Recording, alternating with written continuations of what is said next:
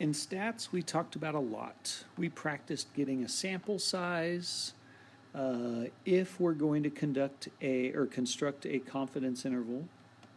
These were the basics on confidence intervals. But on Tuesday last week, we not only constructed one right here, but we worked backwards and estimated a sample size. So we looked at part A, I believe, and I will start part A over. This is our basic confidence interval here for a one proportion situation.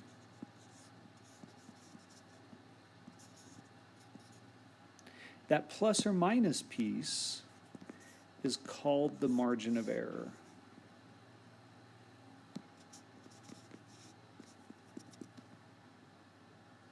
And they tell us that we want to be 3% accurate in terms of margin of error. So we let that be 0.3. The 95 is the critical z value. So what you do is you flip to table B in your formula chart.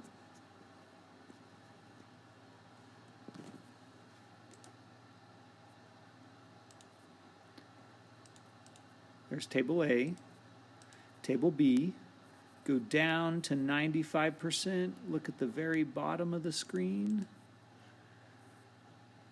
and look at 95%, right above it is 196. So Z is 196. Now, on the left of the screen, that's not our formula for this problem. We need N. So what you do is you set the margin of error equal to that plus or minus piece in the confidence interval, and you solve this equation. So there's our equation. I know the left is 0.3. I know that's 196. I know N is an unknown. And I want to let P hat equal 0.5. This is the worst case scenario, because 0.5 will account for the largest possible, largest required sample size if our margin of error can't be larger than 3%. So like 0.5, it can't get any worse than that, because that's going to give us the largest numerator, and likewise that's going to give us the largest needed sample. And you'll see when we do part B that when I start solving this thing, so I want to get N by itself, I'll divide by 196, I'll square both sides, I'll end up dividing by that ugly fraction into the product of 0.5 times 0.5. And I get, forgot to have it ready, I think it's 1067.1.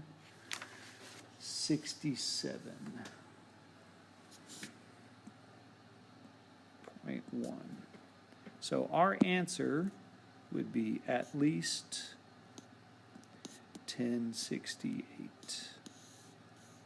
I require you to write the answer and set up the equation. So if you can go all calculator and solve and get 1067.1, then you're good to go. Always round up. All right. So try out part B. Maybe hit pause and see if you can solve for N. I'm going to do it right here. This is still my formula.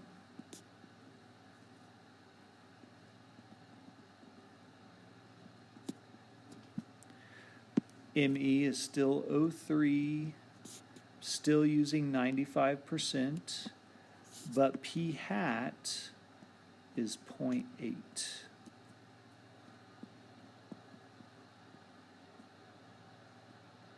All right. So that's going to change our needed N.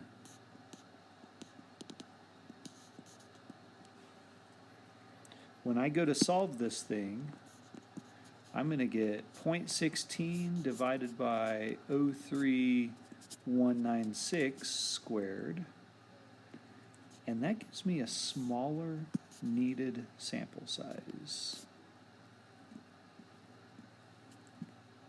This means I only need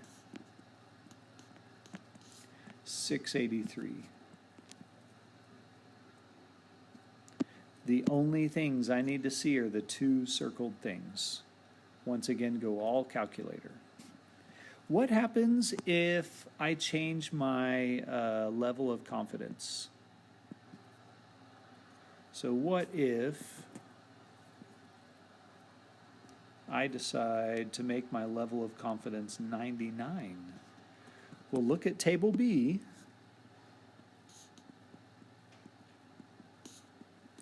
And you see that Z equals 2.576.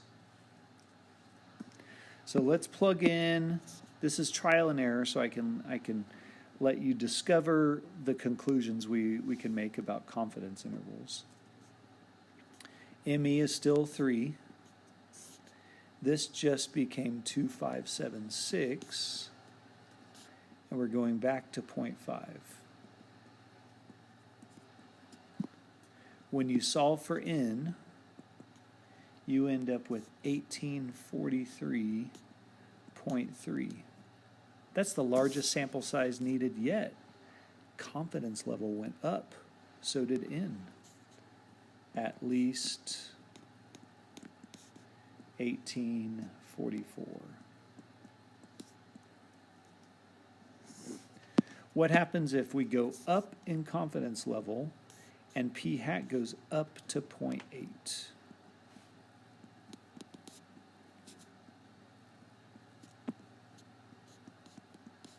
Oops, I'm writing all backwards. We end up getting a smaller needed sample size, but yet bigger than the one on part B. We need 1179.7, which means at least 1180.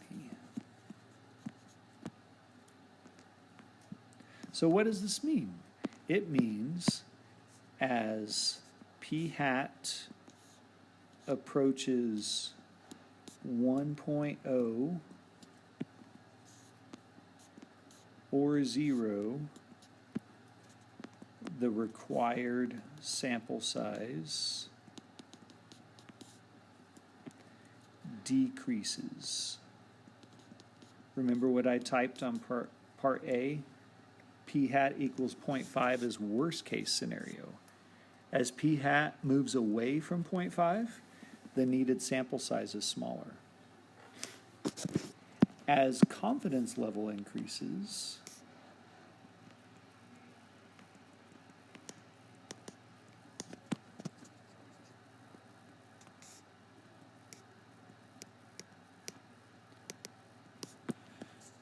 the required N also increases. And you see that right above all this. 1844 and 1180 were the largest sample size compared to parts A and B. So as percent increases, so does the needed N. All right, I hope that made sense. We're going to move forward and talk about the T distribution. It's something similar to Z, but yet different. So here it is. It actually involves something in the real world with William Gossett. But before we get into that, let's look at a problem that we've seen before. What if we have a mean delinquent account of 187.5 and a standard deviation of 54.5? That exists, and then they go and they take a sample of 50, and they ask, what are the chances that an average delinquent bill is over 200? That's their question. Well, remember 50 tells us the central limit applies, central limit theorem applies, because n is greater than 30. So at that point, you just find the z-score of 200,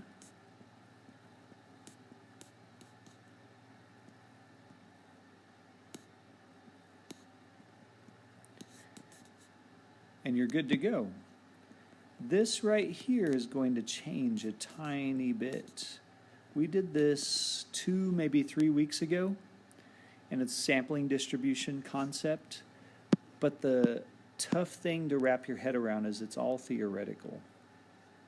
It's 100% right, nothing wrong with it, but typically in the real world, when we're doing a real experiment, we typically don't have the population standard deviation.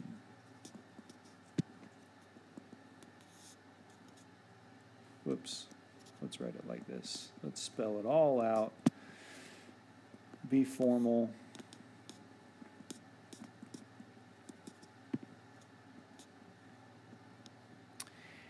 If we only have the sample standard deviation,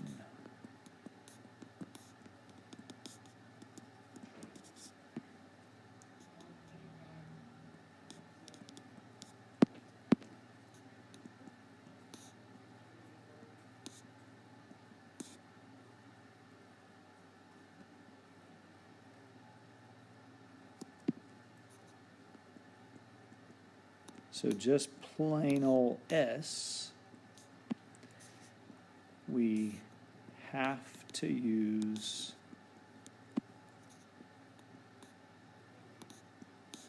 the t distribution.